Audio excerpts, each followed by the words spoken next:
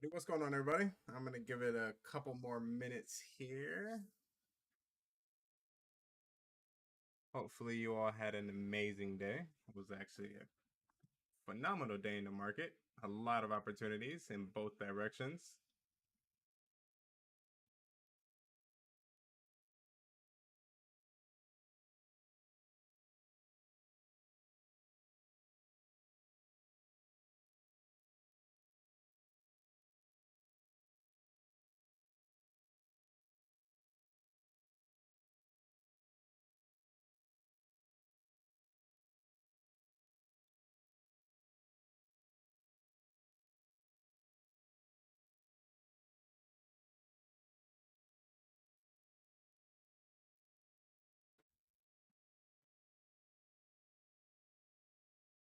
We're going to go ahead and get this class started here at like 8:05-ish. So give you a couple minutes. I suggest you have a pen and paper or notepad or something to take notes. Shouldn't hold on to you for too long. Honestly, this class will probably be about 15, maybe 30 minutes. If anybody has any questions.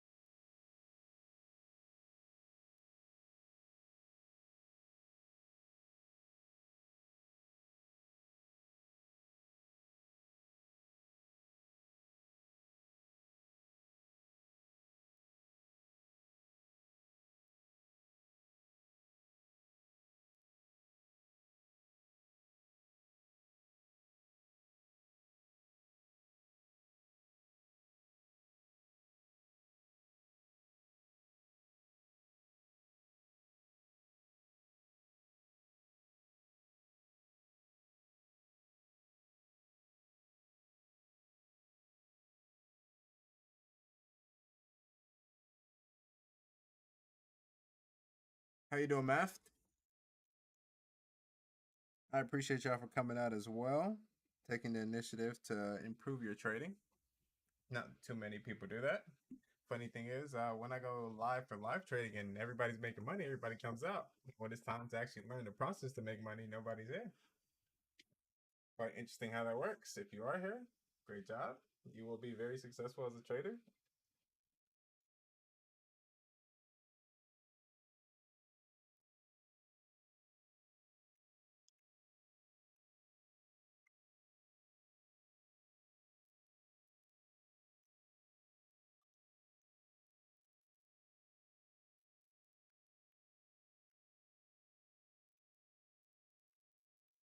Uh, can't access what exactly? What can't you access?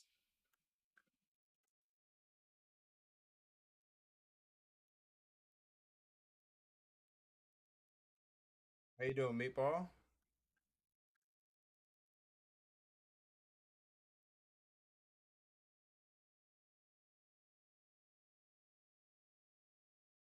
Oh, of course, of course. I really just genuinely want to see everybody succeed at trading, and I think risk management is something that a lot of traders sleep on. Um, Even a little testimony about myself, like honest to God, I probably could have been a profitable trader within like 6 months, just how obsessed I was with trading. Um, Kind of still am, but it's like risk management was something I neglected, and I'm well aware probably majority of traders are in the same kind of field. They kind of don't really focus on risk management. You can have a very effective edge, but at the end of the day, if you're not, incorporating risk management, it doesn't matter what edge you have, because those 10% times you do lose, you'll lose everything.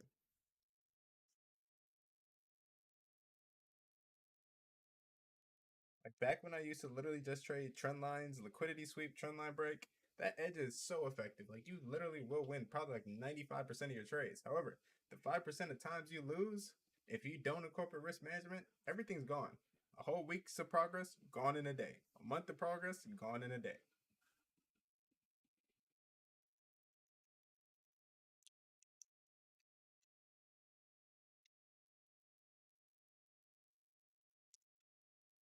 We're gonna go ahead and get this started here.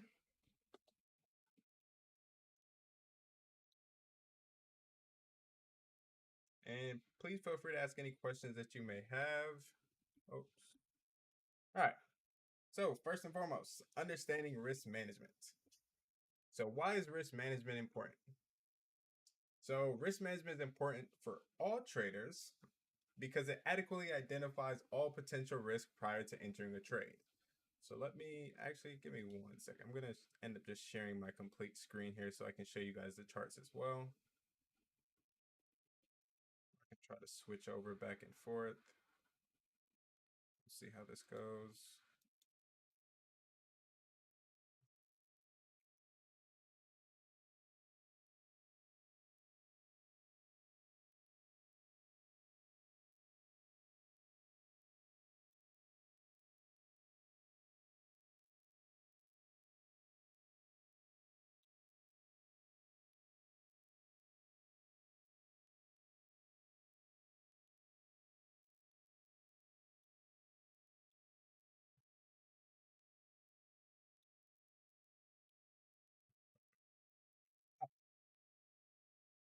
So risk management is important to all traders because it adequately identifies all potential risk prior to entering a trade. So what do I mean by that? If we look here at this NQ chart for an example, let's just say actually it was a really good setup towards the, actually we can use some of the setups in the morning actually. All right, here. So let's just say you notice buyers ended up stepping in here.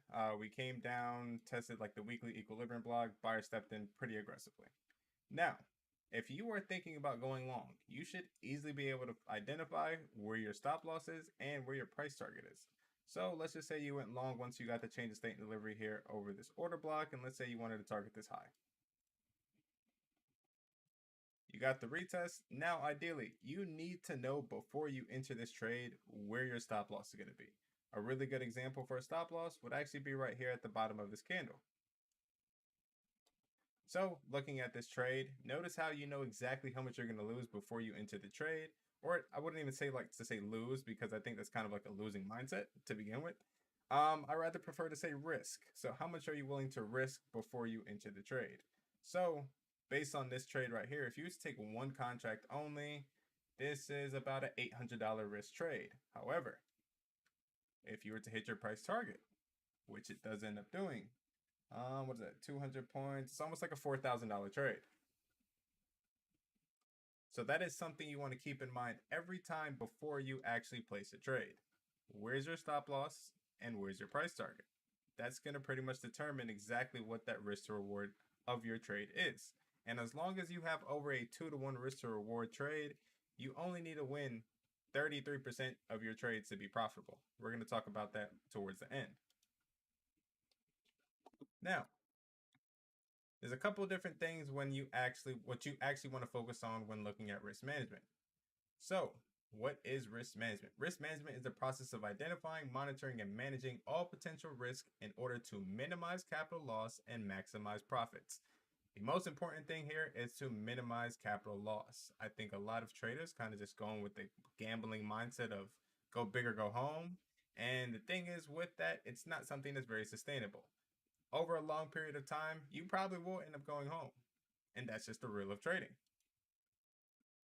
Now, when it comes to identifying your risk, there's a couple of different things we really want to focus on. So all traders should identify their risk prior to entering a trade. We just discussed that. Now, there's a couple of different things that are very, very important. So capital, first and foremost. You should kind of identify exactly how much capital are you willing to risk that will not put you in a financial hardship. The biggest thing is it will not put you in a financial hardship. So let's just say you have $60,000 saved up. Do not invest all $60,000 into the market. Do not try to go put $60,000 in the options portfolio if you've never traded before or you don't have the experience. That makes no sense. So realistically, if you can, let's say your lifestyle is pretty inexpensive, then only risk, I'd say, about $6,000. Risk 10% of that capital that you have saved up. And kind of look at that capital as something to learn with, not necessarily something to profit with until you actually have the skill level. Next is your account sizing. Now, this is really important. So if you have, let's say, a lot of people have small accounts. So let's just say you only have $10,000 to trade with. Realistically, I don't necessarily say use 1% because 1% on a small account, you're not going to get anywhere. That's just being 100% honest. I would say actually use about 5 to 10% if you're trading options. Now, if you're trading futures, yes, I would say only risk 1%. Doesn't take much to make money on futures. Now, with options, I would actually say 5 to 10%. And the reason behind that is because if you're using 5 to 10%, let's say using 5% for this example, you have 20 trades, 20 trades, 20 different opportunities to make profit. Realistically, I don't know a single edge that's going to lose 20 trades in a row. I don't think there's any. I don't even think that's possible. Yep, I'm bad at it. 2 to 4 weeks. I'm great. Random days, all rules fly out the window.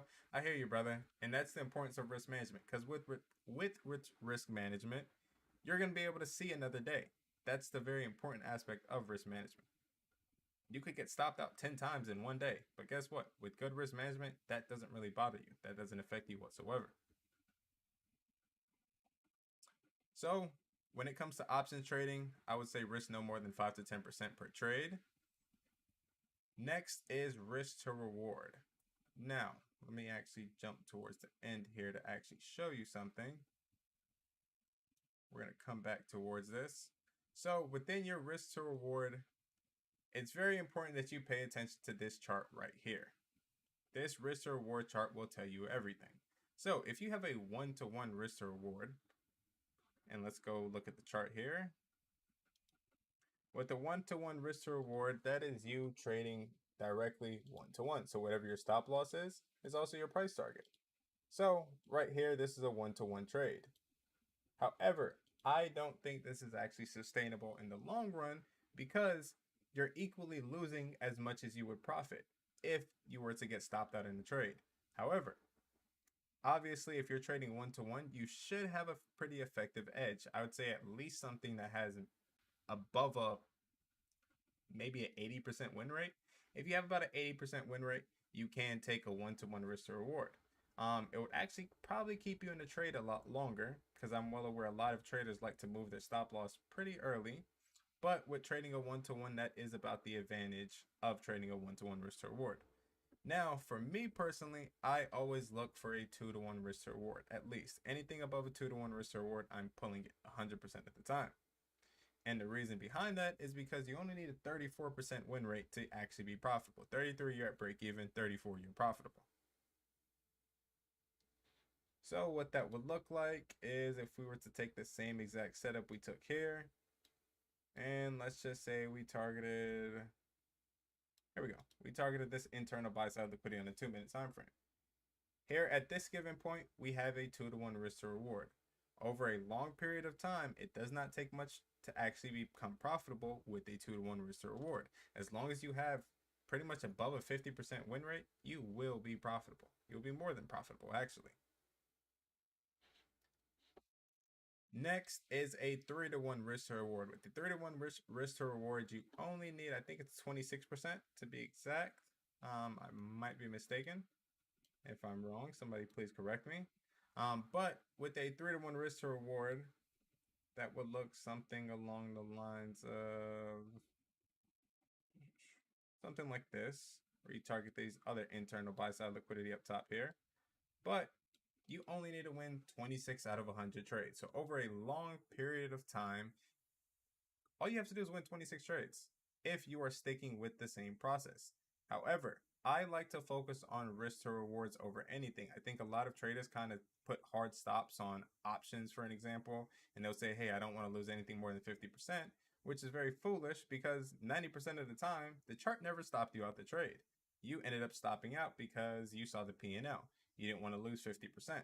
That's not something that's sustainable in the long run. Trade the charts. Now, with a 4-to-1 risk to reward, all you need is above a 21%. With a 21%, you are profitable. With the 20%, you're at break even.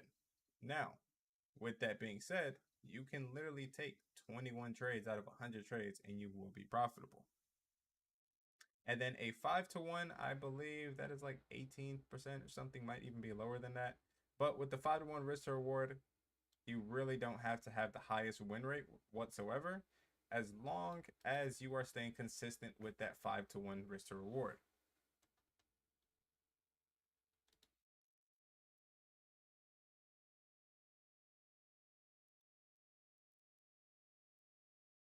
So going into this,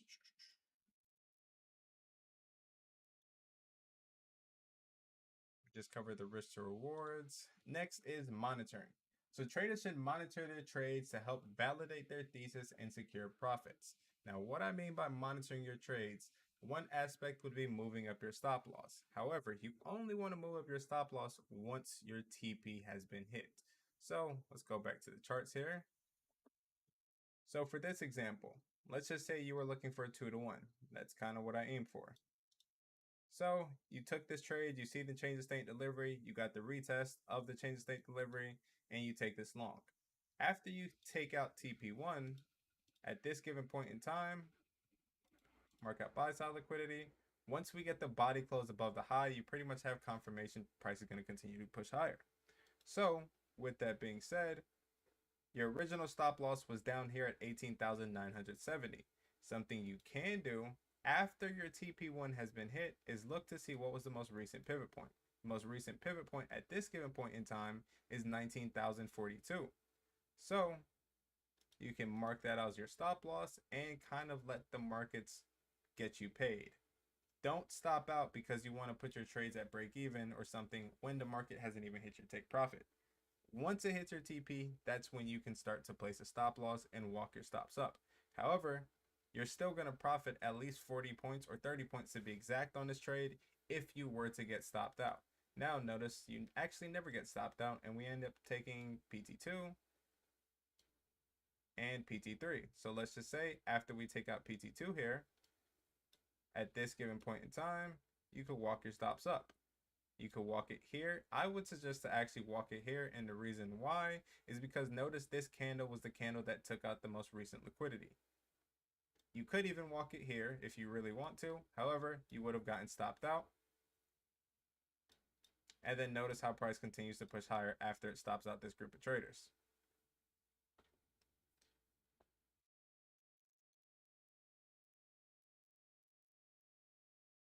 Next is major support and major resistance levels.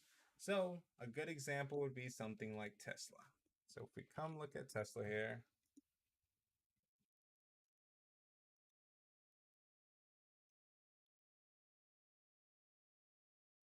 so if we look at Tesla on like a weekly time frame, pre-split,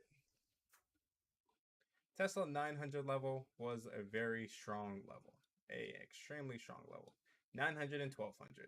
So something you could probably notice here would be your 900 level. We can just mark this range out.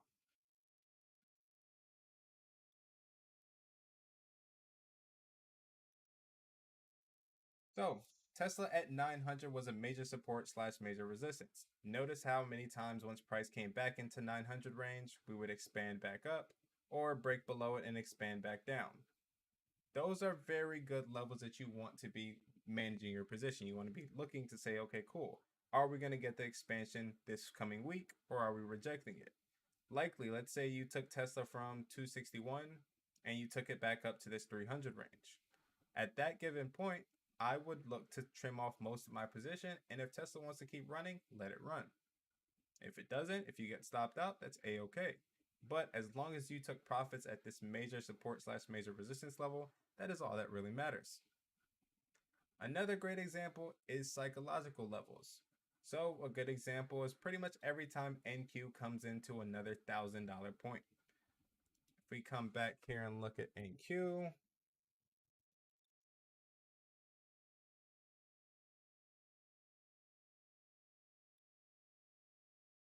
where did we come up here?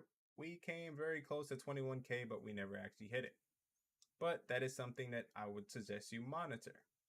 Kind of look at price and say, okay, cool. Is this a psychological level? If it is, I would actually be looking to take profits at that level. And last but not least is fundamental news. So when it comes to fundamental news, I'm going to paste the link in chat right now. What I would suggest watching is Forex Factory Calendar.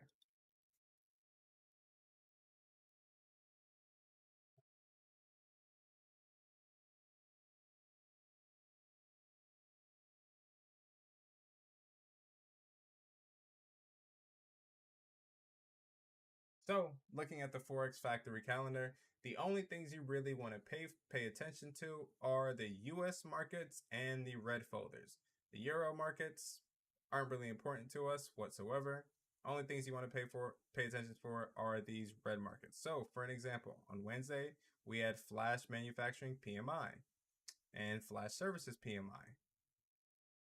And then today we ended up having GDP and unemployment claims. Tomorrow we have PCE at 8:30. Most of the time data does come out at 8:30, 9:45, or 10 o'clock. And then when you have FOMC or Jerome Powell, it'd be about 2:30, 2 o'clock. So those are things you want to pay attention to. It's very, very important you pay attention to fundamental news, because if you're in a trade and you end up on the wrong side of data, it's not going to look pretty whatsoever.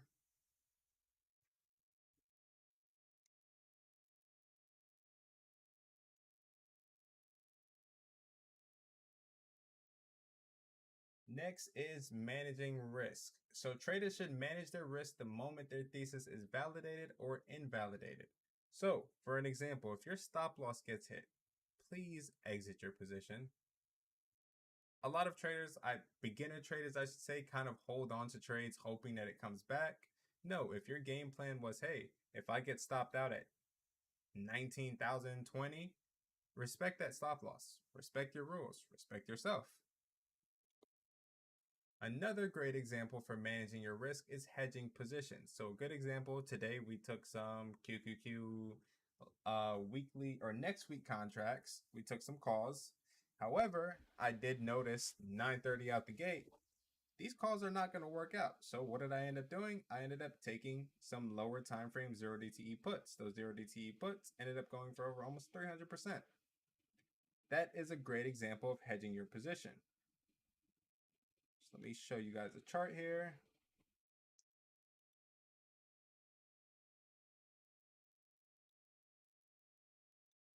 So price is currently at a weekly equilibrium block.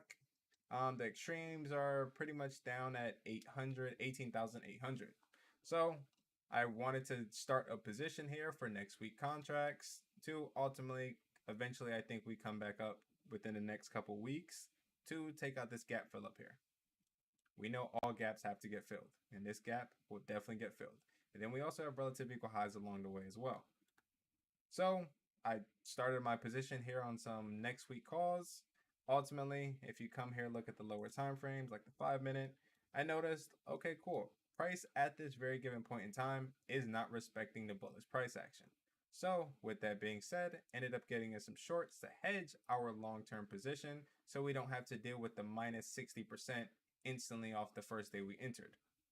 Instead, we were able to capitalize off the lower time frame price action to the downside, and then our calls ended up coming back to life. And then they went back down. But you can hedge your position by taking a lower expiration in the opposite direction. So if you're taking, let's just say, Apple calls, and you have Apple calls for 3 months out for expiration, and Apple calls are currently not working out in your favor, you can just take weeklies to manage that position and hedge it to where you're not really losing any money. And if anything, if you're taking weeklies with the current price action we're in, you're probably going to make more money that way.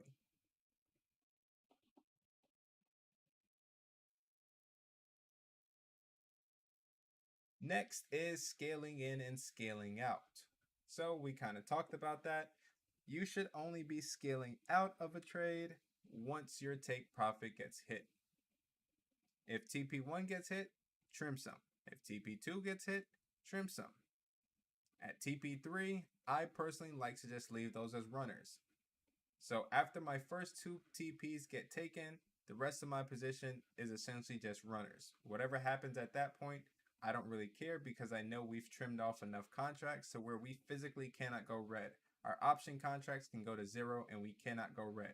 Our futures position can go to 0 and we can't, well, futures can't go to 0, but our futures position can come back to our stop loss and we physically will not end that trade red because we are trimming along the way. I look at the daily red folder. What do you mean by that, Miss Shannon? And last but not least is diversifying your portfolio. So, tech right now is in a massive big bubble. However, tech right currently is also on a pretty damn bad downtrend along with the rest of the market. So, instead of just only being in tech, something I would suggest doing is kind of diversifying your portfolio. Maybe look at industrial names like HD or let me show you the chart. So yeah, if you only have tech names, chances are you're probably dealing with a pretty hefty drawdown on your 401k or your long-term portfolio. But if you're diversified into other names like HD or something along the lines like even Cat for an example, or a great example, RTX, or even defense stocks, right? By diversifying your portfolio, you're pretty much always going to have some safe plays that are going to go your direction, even when the market isn't going your direction. So the market's clearly on a massive downtrend. However, look at RTX outperforming the market right now. So that is something that you want to do within your long-term portfolio is diversify your portfolio.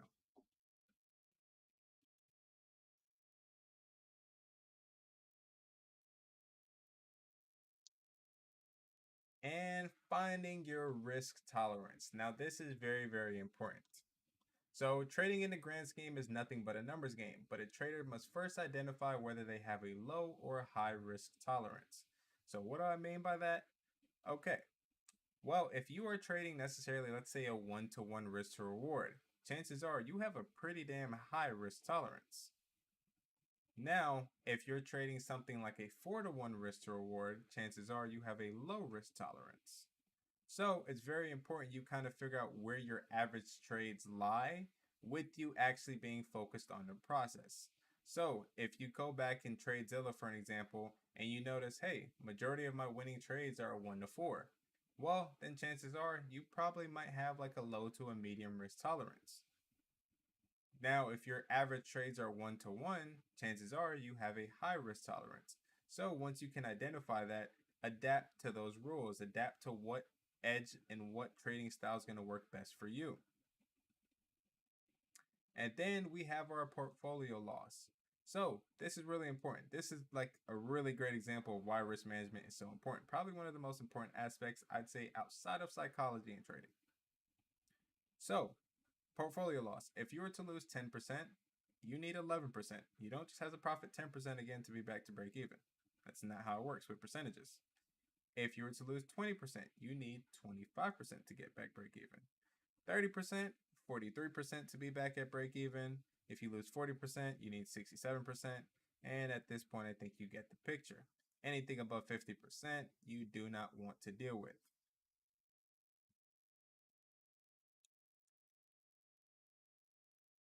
And that is all. Thank you guys for coming out. I hope this class helped a lot. Does anybody have any questions? Any questions whatsoever?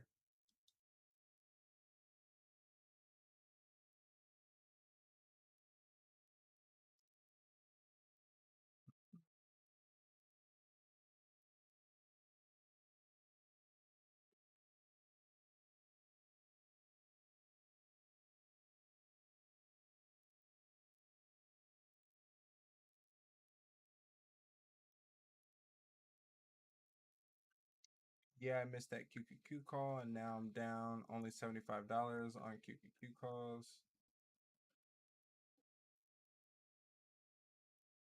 Did you end up getting in the hedge position? You're very welcome, Ahmad. You're welcome, Meatball.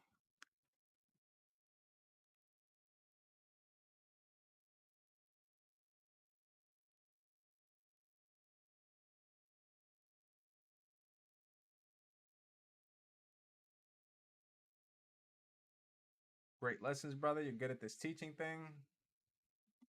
Uh, I learned to get better at teaching, to be honest, over the years. I appreciate you though.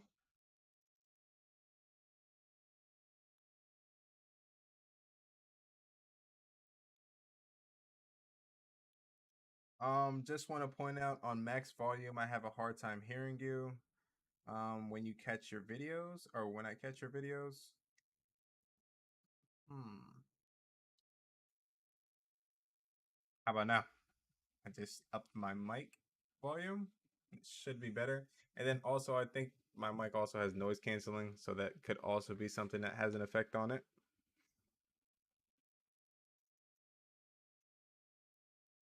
I will get this video over to my editor and get this uploaded to the community in YouTube. And then next week's video will be over futures trading, diving into futures trading.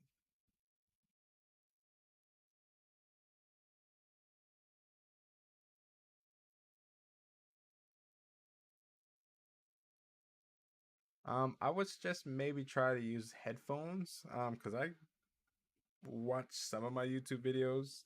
Sometimes I just upload it once I get it back from my editor. But for the most part, I think it's pretty clear.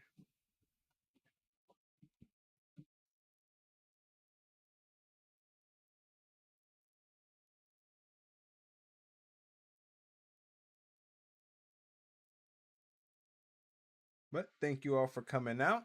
I will see you guys tomorrow at 9:15. We'll be live on YouTube.